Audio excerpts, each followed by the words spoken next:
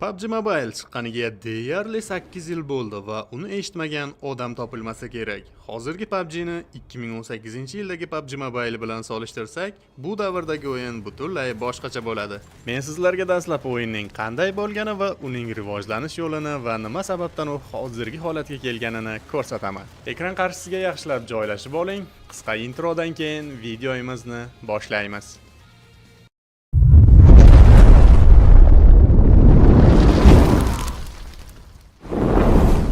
Demak, PUBG Mobile o'yini 2018-yil mart oyida taqdim etildi va barcha mobil o'yinlar ustidan hukmronlikni o'z qo'liga ola boshladi. Shunga qaramasdan, hozirgi PUBG Mobile'dagi bor narsalarning birortasi deyarli o'sha payti chiqqan PUBG Mobile'da birortasi yo'q edi. Hozirgi o'yinda ko'rib turgan narsalaringiz masalan eventlar, dinamikalar, o'yin grafikalari yoki bo'lmasam UC donatlari. Bularning barchasi oldin umuman rivojlanmagan. Bularning barchasi asta-sekinlik bilan rivojlana boshlagan. O'yin birinchi chiqqan payti deyarli hech narsa bo'lmagan, oddiy ko'zoynaklar va bir nechta futbolkalar yoki bo'lmasam bosh kiyimlar bo'lgan. Ko'rinishi va animatsiyalar ham deyarli oddiy bo'lgan o'sha davrda, qandaydir rang-baranglik juda ham kam bo'lgan, oq, qora, sariq ranglardan iborat ko'rinishda chiqqan. O'yin birinchi chiqqan payti deyarli hozirgi PUBG Mobile Lite ni eslatib yuboradigan grafikada bo'lgan. PUBG Mobile Lite o'ynab yurganlar biladi, kartada ko'rinishi deyarli PUBG Mobile ni birinchi chiqqan holatiga o'xshab ketadi. 0.4 yangilanish keldi va o'yinga ozgina o'zgartirish kiritildi. Bizda klassik rejim bilan va arkada rejimni ham tanlash imkoniyati paydo bo'ldi. Solo va duo squad rejim qilib tanlab o'z ixtiyorimiz bilan o'yinni boshlasak bo'lar edi. Oramizda old o'yinchilar bo'lsa bu narsani biladi. Oldinlari poligonga sheriklaringiz bilan tushib ham bemalol trenirovka qilish imkoniyati mavjud bo'lgan. Bu Leopard maskasi agarda sizning inventaringizda bo'lsa, demak siz bilingki eng old o'yinchilardan birisiz. Agarda bu maska o'yinga qaytarilmagan bo'lsa, adashmasam o'sha maska mifik maska hisoblanardi. Agar adashgan bo'lsam kommentariyaga yozib keting. Menda ana shu maska bor va akkauntim 8 yillik veteran degan titulni ham qo'lga kiritgan. Hozirgi davrda ko'rib turgan 120 FPS degan narsalar oldin bo'lmagan. Ekraningizda ko'rib turganingiz birinchi chiqqan paytidagi grafika nastroykalari bo'lgan. Deyarli oddiy telefonlarda ham PUBG Mobile o'ynasa bo'lgan. Shaxsan men o'zim Redmi Note 7 da o'ynaganman. Birinchi Royal Pass 06 versiyada kelgan. O'sha davrdagi Royal Passni ko'rishingiz mumkin.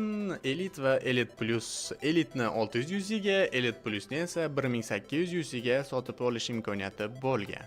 Oldinlari Royal Pass urvinini 100 gacha olib chiqish juda ham qiziqarli bo'lgan. Bunga sabab menimcha Royal Passda ham juda ham chiroyli skilllar, qurollarga skilllar kelganini sabab qilib ko'rsatsak bo'ladi adashmasam. 0.7 versiyada yangilanishlar birozgina ko'paydi. Sababi Miramar kartasi ham paydo bo'ldi. Kartalarda 3-litso va 1-litso qilib o'ynash imkoniyati ham qo'shildi. Va yana bitta ajoyib narsalardan bittasi, ana endi biz qurollarni bemalol o'yin boshlamasdan turib va biror joyga kirmasdan turib, mana shu joydan bemalol tomosha qilsak bo'lar edi. Bu joyni menimcha nomini hamma biladi. Bizga navbatdagi 0.7.5 versiyasi taqdim qilindi va undagi navbatdagi Royal Passimiz ham chiqdi. Royal Passdagi sovg'alar samolyotga skilllar, qurollarga skilllar va bir qancha kiyimga skillarni taqdim qilishdi. Bu ham juda ham qiziqarli va ajoyib taassurotlarni qoldirdi. 0.8 versiyada Sanuk kartasi ham taqdim etilgan. Ekraningizda ko'rib turgan mashinangiz bu dropdan tushadigan zirhli UAZ bo'lgan. Hozir hamma biladi, dropdan tank tushadi. Bunaqangi UAZlar yo'q bo'lib ketgan.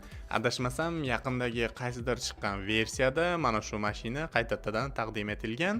Menimcha Rondo kartasida mana shu mashinani haydab ko'rish imkoniyati bo'lsa kerak. 0.8.5 versiyada Babe kostyumi qo'shilgan. O'sha davrda bu kostyum hozirgi davrchalik mashhur bo'lib ketadi deb hech kim o'ylamagan bo'lsa kerak. Mana shu davrda chiqqan kiyim keyinchalik yana 1-2 oy o'tib yana bir qancha kiyimlari keys tariqasida o'yinga qo'shilgan. O'yin asta-sekinlik bilan rivojlana boshladi. 0.9 versiyada tungi Erangelni taqdim etishdi. Tungi Erangel emas, to'g'rirog'i tungi rejimda o'ynash imkoniyatini taqdim etishdi. Tungi rejimda ko'zimizga moslamani taqqan holatda tungi Erangelda o'ynasak bo'lar edi. Botlarni mana shunaqangi moslama yordamida ko'rib bemalol o'tsangiz bo'lardi. Moslamasiz birozgina kartada o'ynash qiyinroq edi. O'yinga ikkita yangi qurol ana shu versiyada ham taqdim etilgan. Ekraningizda ko'rib turgan videoda biri snayper, ikkinchisi M762 orужияsi mana shu обновленияda taqdim etilgan. Demak, bizga mana bu versiyalar ham taqdim etildi. Bu versiyalarda yangiliklar birozgina ko'paydi. Mana bu bo'ri kalla kostyumi mana shu sezonda qo'shilgan. Kimda mana shu bo'ri kalla kostyumi bo'lsa, demak siz ham eng old o'yinchilardan birisiz. Keyinchalik qo'shilmagan bo'lsa ya hozir ham o'yinda olish imkoniyati bo'lmasa. Har doimgidek 600 UC ga Elite upgrade qilsak bo'lardi va 1800 UC ga Elite Plus'ni sotib olsak bo'lardi. Xo'sh, arcade modida ham yangiliklar juda ham ko'p edi. Var va mini zona, Erangelda hardcore rejim, to'g'risi o'zbekcha nomi hozirgina esimda yo'q. Inglizcha yozilgan nomi bilan sizlarga tushuntirib o'tib ketyapman. Bu rejimlarda qisqa janglar bo'lardi. Menimcha bu zonalarda deyarli PUBG o'ynovchilarni barchasi o'ynab ko'rgan. 0.11 versiyasi ham taqdim etildi. 0.11 versiyasida zombi rejimda o'ynash imkoniyatini bizga taqdim etishdi. Buning sababi Resident Evil o'yinini hamma bilsa kerak. Ana shu o'yin bilan hamkorlik ketdi va Resident Evil o'yinidagi personaj kiyimi, parashyutlar va qurollar, xullas Resident Evil'da nima bo'lsa, ana shu o'yinga moslab skilllarni taqdim etishdi. Bu versiyada Real Pass sotib oluvchilarni ham zeriktirib qo'yishmadi. Sababi Real Passda har doim oldinlari juda ham qiziqarli skilllar kelardi, emotsiyalar, mashinaga skilllar, xullas barchasi juda ham qiziqarli va o'g'il bola bob skilllar kelar edi. Shuning uchun menimcha Real Passni deyarli hamma sotib olishga urinardi. Katta UC paketlarni arzonga chiqarib olish uchun biz albatta Buldrop saytiga kirib, mana shu joyda hisobimizni to'ldirib olamiz. O'zimizga kerakli to'lov turlarini tanlab, mana bu joyga hisobimizga qancha pul kerak bo'lsa yozib, promo kod joyiga Ali20 deb yozamiz va omadli promo kodni ishlatamiz. Hisobimizga to'ldirilgan pulni 20% ni qo'shib tashlab berishadi. Tekinga Bullcoin ishlash uchun Bullpassga kiramiz va Bullpass bergan missiyalarni bajargan holatda o'zimizga kerakli bo'lgan sovg'alarni yutib olsak bo'ladi. Hisobimizga pul tashladik. Endi uni ko'paytirish uchun biz case ochib Bullcoinlarni ko'paytirishimiz kerak bo'ladi. Sababi ko'proq UC paket chiqarib olish uchun biz qancha ko'p case ochsak, bizga megalodon ishlari yig'ilib boradi. Va bu megalodon ishlarini biz mana bu joyda almashtirish knopkasini bosgan holatda 3 ta qutini bittasini tanlaymiz va qimmatbaho sovg'alarni yutsak bo'ladi. Xo'sh, case'larni ochdik, Bullcoin ishladik. Endi chiqarib olish knopkasiga bosgan holatda mana shu joyga hisobimizdagi barcha Bullcoinlarni yozamiz, tepaga esa ID raqamimizni yozamiz. Bizga UC promo kod tarzida taqdim etiladi. Promo kodlarni esa Midasbuy saytida akkauntimizga tushirib olsak bo'ladi. 0.13 versiyada o'sha mashhur TDM, ya'ni arena rejimi, 4x4 otishadigan rejim o'yinchilarga taqdim etildi. Menimcha eng zo'r qo'shilgan rejimlardan bittasi shu bo'lgan bo'lsa kerak. Bu rejimda lobby kartangiz bo'lsa, bemalol birga bir sherigingiz bilan otish imkoniyati ham bo'lgan, shuning uchun ham rivojlangan. 60 FPS mana shu versiyada taqdim etilgan. Menimcha hammada bo'lgan bo'lsa kerak, nahotki o'yinga vertolyot yoki bo'lmasam samolyot, pushkadan o'q otish imkoniyatlarini qo'shsa bo'lmasmidi degan o'yinchilar oramizda yo'q emas. Bu imkoniyatni razraботчиклар mana shu versiyada pilot rejimida taqdim etishdi. Bu juda ham ajoyib edi. 0.16 versiyada birinchi event tushunchasini beradigan muzli saroy qish fasliga moslab mana shunaqangi tarzda qo'shilgan. Haligacha esimda, odamlarni yopib bo'lgach quruqlikka suzib borish kerak edi. Mana bu rejim ham xuddi o'sha versiyada taqdim etilgan. O'sha payt ham umuman qiziqmagan edik. Hozir ham deyarli tushuncham yo'q. Shuni bilamanki, mashinaga sherigimiz bilan chiqardik va xuddi o'zimizga o'xshab sherik bo'lib o'ynagan dushmanlarni otib tashlashimiz kerak edi. 0.17 versiya ham keldi va bu versiyada yangi orужие qo'shildi. Bu DBS edi. DBS yaqin janglarda, yaqin masofadagi janglarda juda ham kuchli orужие edi. Hozirgacha ham foydalanib kelishadi. Mashinalar ko'rinishida ham o'zgarishlar bo'ldi. UAZ yoki bo'lmasam Dachani ko'rinishlarida o'zgarishlar bo'ldi. Eng zo'r yangilanishlardan bittasi bu vijir-vijir qilib oladigan sherigimizning ovozini pasaytirib qo'yish imkoniyati bo'ldi. Ushbu versiyada taqdim etilgan yana bitta funksiyalardan bittasi dushman sizni o'ldirib ketsa, sizni u qanday o'ldirganligini kuzatish imkoniyati edi. Do'stlar, qizlarni olib kirib prank qiladigan mana shu park rejimi bizga ushbu versiyada taqdim etilgan. Menimcha parkka kirmagan o'yinchi bo'lmasa kerak. Erangelda shunaqangi rejim qo'shildiki, zona markaziga borsangiz, ana shu rangli joyga kirsangiz, sizni joningiz ketar edi. Bu menimcha katta ehtimol zona markaziga borib olib, kemperlik qilib top 1 ga harakat qiladiganlarni zona tashqarisiga chiqib, o'yinni davom ettirishni ta'minlash uchun qo'shilgan narsa edi adashmasam. Keyinchalik albatta bu narsalarning barchasi yo'q bo'lib ketdi. O'sha mashhur Livik kartasi 0.19 versiyasida o'yinchilarga taqdim etilgan ajoyib karta beta versiyada bo'lgan birinchi chiqqan payti. Bu versiyaga kelib o'yin cho'qqiga chiqishni boshladi. Mana shu versiyada adashmasam X kostyumi va Misrni eslatib yuboruvchi eventlar qo'shilishni boshladi. Biz 1.0 versiyaga ham yetib keldik. O'yin mana shu versiyada eng pik davrga chiqdi va kunlik onlaynlar soni naqd milliondan ham osha boshladi. Va razraботчиклар yangi erani bizga taqdim etishni boshlab yuborishdi. O'yin mana shu versiyaga kelib juda ham katta mashhurlikka erishib bo'lgan edi. Bunga eng katta sabablardan bittasi o'sha mashhur koronavirus tarqalgan davrga to'g'ri kelganligi sabab bo'ldi. Yangi era, ya'ni New Era deb boshladi. Bu versiyada Erangel kartasida juda ham katta o'zgarishlar bo'ldi va Erangel so'zidan erani qoldirib New Era, ya'ni yangi era boshlanganini bildirib turar edi. Yangi zamon, yangi erada o'yin ichida 4K grafika qo'shildi. Interfays umumiy olganda barchasi mana shu versiyaga kelib o'zgartirildi. 1.1 versiyasida bizga Metro Royal rejimini taqdim etishdi. Metro Royal rejimi ham alohida karta hisobida qo'shildi. To'g'risi bu rejimda hozirgi kunga kelib ham men deyarli biror marta o'ynab ko'rmaganman. Qandaydir lifehack videolarni tekshirishda 1-2 marta kirib o'ynab tekshirib ko'rgan bo'lishim mumkin, lekin shu rejimni o'ynayman deb qandaydir minutlarimni sarflab biror marta o'ynab ko'rmagan ekanman.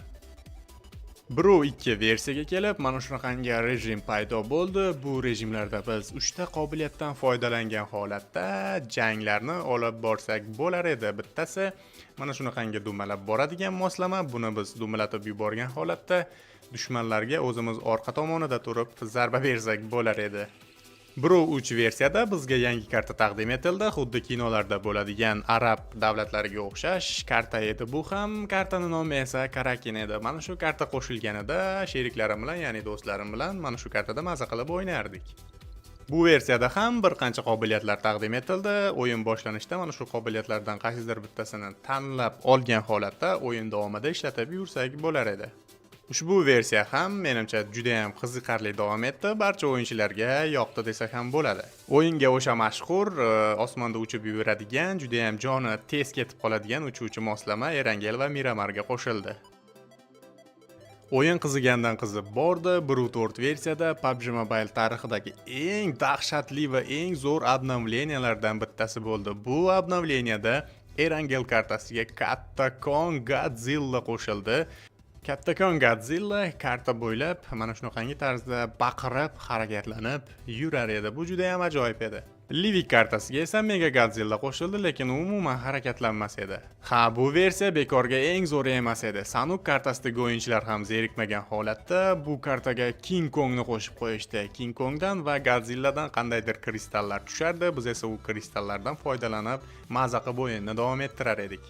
1.5 versiyani qandaydir elektronika zamoniga o'xshatishda mana shunaqangi havoda yuradigan mototsiklga o'xshash, ya'ni transportlar qo'shildi va eng qizig'i o'yinda biz superkarni mina olar edik. Bu superkarning nomi Tesla edi. Mana shu obnovleniyada adashmasam Tesla superkarlari ham qo'shilgan. O'yinda mana shunaqangi tarzda Teslani chiqarib olgan holatda kim birinchi kelib Teslani olsa, ana shu komanda mazza qilib Teslani haydab minib yurish imkoniyatini qo'lga kiritar edi. Yana bitta ajoyib funksiyalardan bittasi endi sherikimizga bemalol uzoqdan turib aptechka yoki energetiklarni uloqtirib berish imkoniyati paydo bo'ldi. Har bitta orужияga alohida чувствительность yoki bo'lmasam alohida orужияga o'q olish imkoniyatini ham o'zimiz qo'ldan kiritib qo'ysak bo'lar edi mana shu obnovleniyada. Zerikarli 1.6 dan keyin 1.7 versiyada ajoyib rejim taqdim etishdi. Bu versiya ham juda ham ajoyiblaridan bittasi bo'ldi. Arkane jangchilari bilan hamkorlik ketdi. Event osmonda bo'lardi. Adashmasam shu versiyadan boshlab Royal Passni qandaydir obnovleniyada qo'shiladigan eventlarga moslab chiqarisha boshladi skillalarini. O'yinda samolyot ko'rinishi mana shunaqangi ajoyib bomba juda ham qiziqarli tarzda o'zgartirib borildi. Mabodo eventda o'lib qolsak, yana pastga tushgan holatda osmondagi eventga yana qayta tirilib, uchib chiqib, yana xuddi o'sha personajlarga aylanib, bemalol yana jang davom ettirsak bo'lardi. Adashmasam shu versiyada bitta kartada deylik 40 ta, 45 ta killgacha odam o'ldirish imkoniyati bo'lardi. 1.8 da ham 1.7 ga qolishmagan holatda ajoyib kollaboratsiya bo'ldi, ya'ni o'rgimchak odamni qo'shib qo'yishdi o'yinga. Biz samolyotda uchib turgan holatda mana shunaqangi animatsion joylar ham bo'lardi. O'rgimchak odam samolyotni ustiga qo'nib olgan holatda yiqilay deb yana to'ri yordamida samolyot ustiga chiqib olib, biz bilan xayrlashib ketar edi. Va o'yin davomida o'rgimchak odamni to'ri va o'rgimchak odam o'zi mana shu katta robot bilan jang qiladigan joyi bor edi. Robotni yengganidan keyin bizga lootlar berilardi va loot ichidan o'rgimchak odamni to'ri chiqardi. Ana shu to'rni kim qo'lga kiritsa, eng zo'r imkoniyatlardan biriga ega bo'lardi.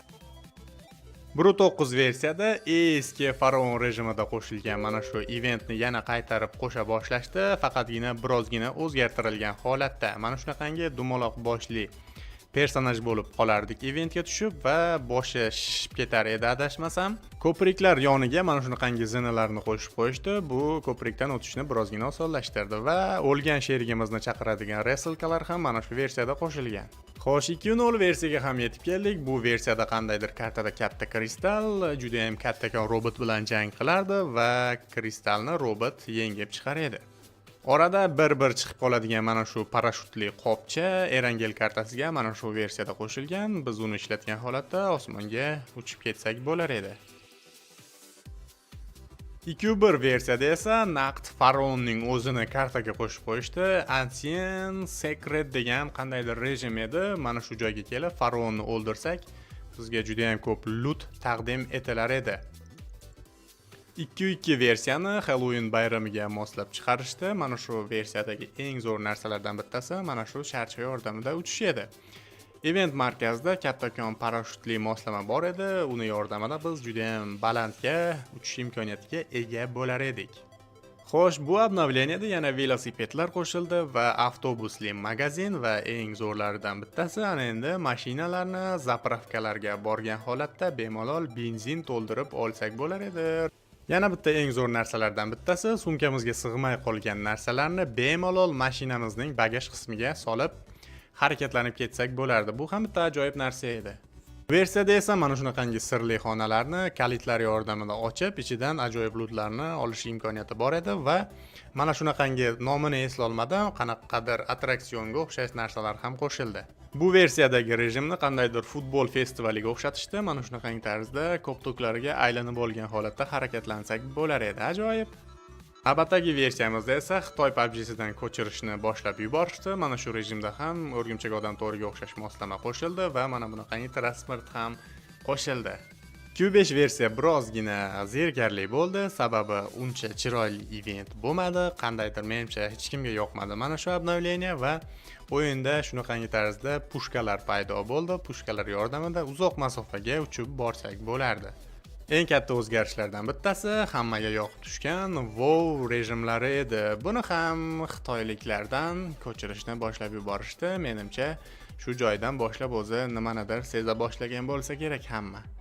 Mana bu obnovleniyada esa ajoyib rejim qo'shildi. Mana shu obnovleniya ham menga juda ham yoqqan edi. Dinozavrlarni minib olgan holatda maza qilib o'yinni olib borar edik. Kattakon dinozavr T-Rex bor edi, hattoki tez yuguradigan kichkinasi ham bor edi. Osmonga uchishni imkoniyatini ham yaratib qo'yishdi. Kichkina dinozavr juda ham tez harakatlansa, mana bu qanotligi osmonga uchishga yordam berar edi. Juda ham ajoyib obnovleniya bo'ldi. 2.7 obnovleniyamiz ham 2.6 dan qolishmagan holatda menga ham yoqdi. To'g'risi bu obnovleniya Dragon Ball degan qandaydir kollaboratsiya bo'ldi adashmasam. Bu obnovleniyalarda eng yoqqan narsa event juda ham sodda bo'lardi, katta bo'lib ketmasdi, qobiliyatlari ham mana shunaqangi tarzda zo'r edi. Hozirgi obnovleniyalarga nisbatan eventlar juda ham katta bo'lmasdi, soddagina bo'lardi. Qobiliyatlari ham o'ziga yarasha obnovleniyaga mos bo'lardi. Bu obnovleniyada qandaydir jumboqli narsalar ko'paydi. Sababi nechtadir 4 tami, 6 tami doirami nimanidir to'ldirganimizdan keyin shu ajdarhoni chiqarish paydo bo'lardi va adashmasam Lutmi qandaydir qobiliyatni berar edi mana shu ajdarho bizga. Transport ham o'ziga xos ajoyib edi. Dumaloq yashil ko'rinishdagi mana shu transport edi. 208 versiyasida eventda zombilar paydo bo'la boshladi va eng dahshatlisi markazdagi kattakon zombini o'ldirganimizdan keyin bizga zombini qanaqangidir kuchi, energiyasi va zombini tirnog'i berilardi. Zombini tirnog'i bilan osmonga uchib chiqsa bo'larmidi? Aniq esimda yo'q, lekin mana shu obnovleniya ham juda ham zo'r edi. Menimcha bu obnovleniyada ham barcha maza qilib, o'yinchilar maza qilib o'ynashdi. Yana bitta yangiliklardan bittasi mana shunaqangi portlatadigan arbalet va dropga FAMAS orужияsi qo'shildi. 2.9 obnovleniyasi qish fasliga moslab qilindi. Bu event ham odamlarni zeriktirib qo'ymadi. Event oddiygina, soddagina otish uchun juda ham qulay edi. Bu transport ham bor edi, keyinchalik bir qurol bor edi, dropdan olsak bo'lardi, o'zi eventda ham bo'lardi.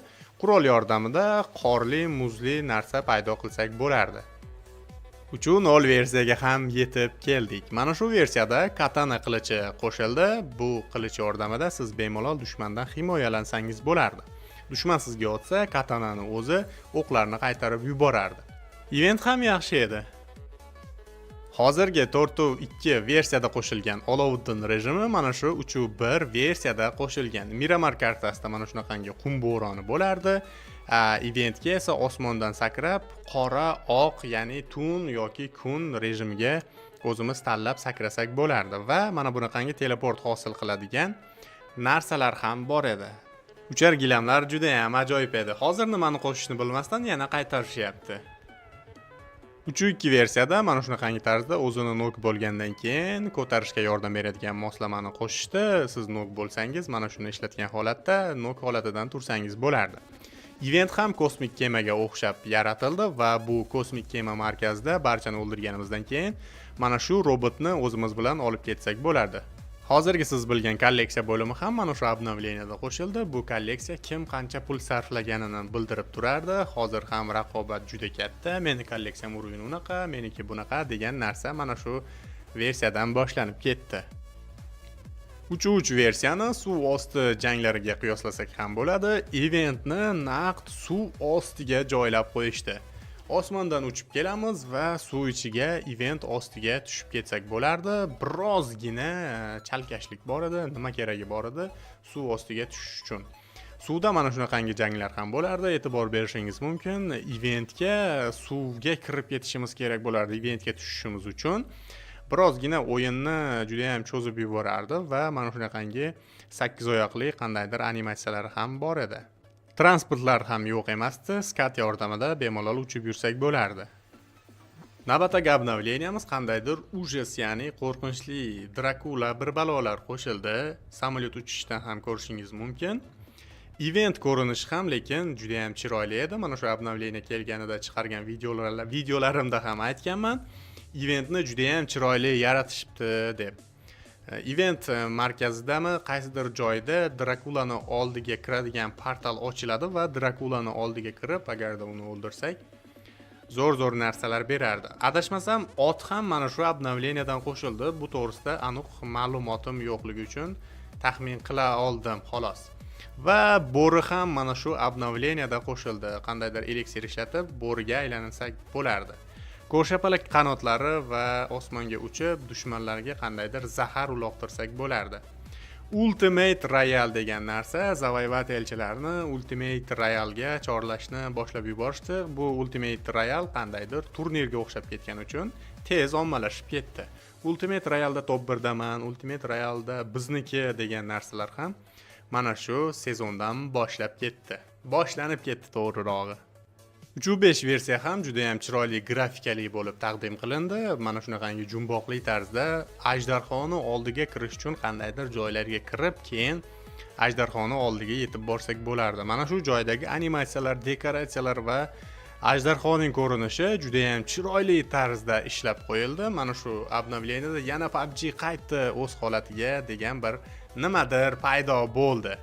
Ajdarxoni yengganimizdan keyin xuddi hamma обновление versiyalari kabi bizga mana shu ajdarxoni o'ldirganimiz uchun ajoyib loot va zo'r narsalar mana shu ajdarxodan qolardi. 3.6 versiyaga yetib kelib, men kabi deyarli hamma zerikishni boshlashdi, chunki bu yoqqa juda ham multfilm simon, umuman aloqasi yo'q, otishmaga aloqasi yo'q narsalar qo'shishni boshlab yuborishdi. Panda shunga o'xshash narsalar juda ham ko'payib keta boshladi. Menimcha bu narsalar otishma o'yin ruhini beradigan darajada bo'lmadi va ko'pchilik zerikib qoldi mana shu narsalardan. Xo'sh, bu versiyada avto uskareniya narsasi qo'shildi, ya'ni mashinani avto uskareniyaga qo'yib qo'ysangiz, o'zi yurib ketaveradi, faqat boshqarsangiz bo'ldi edi. Drift qilish va mashinalarni tuzatish uskunalari mana shu versiyada qo'shildi.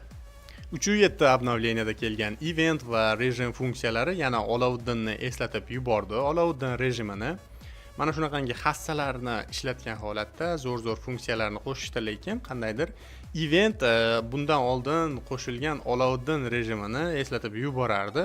Mana shu versiyada ham ajoyib qiziqarli videolarni ishlaganman.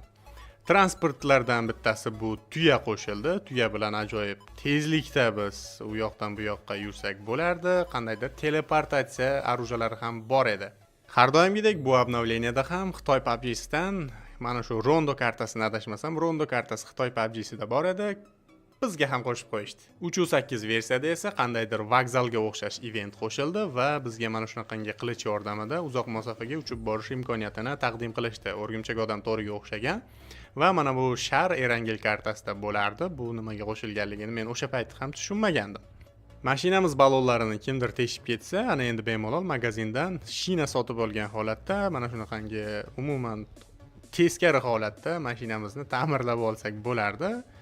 Keyin qandaydir okean ortidan bir kattakon maxluq kelib, mana shu kemalar bilan jang bo'lardi. Yana bitta narsa, kartadan shprits topgan holatda adashmasam kattakon gigantga aylansak bo'lardi. Navbatdagi obnovleniyamiz ham menga yoqdi. Qandaydir PUBG jonlangandek bo'ldi. Transformerlar bilan hamkorlik ketdi. Event ko'rinishi ham juda ham chiroyli bo'ldi.